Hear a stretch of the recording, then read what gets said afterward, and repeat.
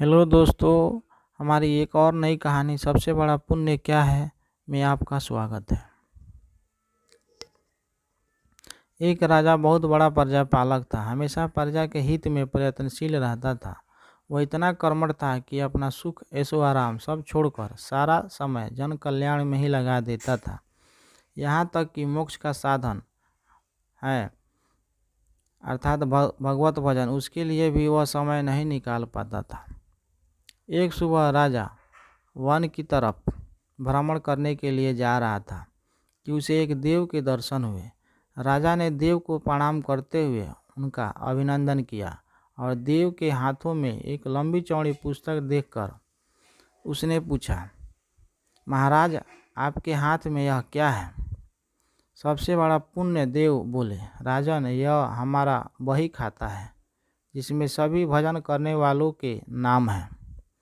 राजा निराशा युक्त भाव से कहा, कृपया देखिए तो इस किताब में कहीं मेरा नाम भी है या नहीं।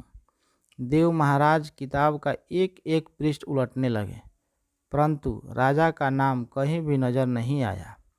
राजा ने देव को चिंतित देखकर कहा, महाराज, आप चिंतित नहीं हो, आपके ढूंढने में कोई भी कमी नहीं है।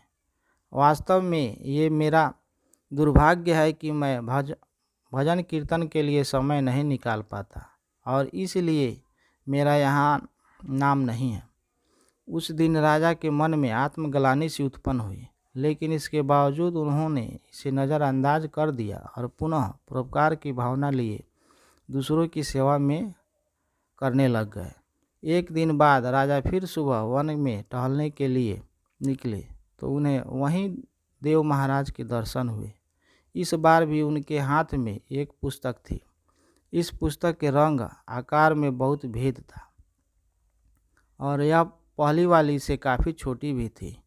राजा ने फिर उन्हें प्रणाम करते हुए पूछा, महाराज, आज कौन सा बही खाता अपने हाथ में लिया हुआ है? देव ने कहा, राजन, आज के बही खातों में उन लोगों का नाम है लिखा है जो ईश्वर को सबसे अधिक प्रिय है। राजा ने कहा, कितने भाग्यशाली होंगे वे लोग, निश्चय ही वे दिन रात भगवत भजन में लीन रहते होंगे। क्या इस पुस्तक में मेरे राज्य का कोई भी नागरिक है? देव महाराज ने बही खाता खोला और ये क्या, पहले पन्ने में पहला नाम राजा का ही था। राजा ने आश्चर्यचकित होकर पूछा, महाराज, मेरा नाम इसमें कैसे लिखा हुआ है? मैं तो कभार भी मंदिर जाता हूँ। देव ने कहा, राजन, इसमें आश्चर्य की क्या बात है? जो लोग निष्काम होकर संसार की सेवा करते हैं, जो लोग संसार के उपकार में अपना जीवन अर्पण करते हैं, जो लोग मुक्ति का लोभ भी त्याग कर प्रभु के निर्बल संतानों की सेवा सहायता में अपना योगदान देते हैं, उन त्यागी महापुरुषों का भजन स्वयं ईश्वर करता है। हे राजन, तू मत पछता कि तू पूजा पाठ नहीं करता, लोगों की सेवा कर तू असल में भगवान का ही पूजा करता है। परोपकार और निस्वार्थ लोक सेवा ही किसी भी उपासना से बढ़कर है। देव ने वेदों का उदाहरण देते हुए कहा, कर्म करते हुए 100 वर्ष बीत जीने की इच्छा करो तो कर्म बंधन में लिप्त हो जाओगे।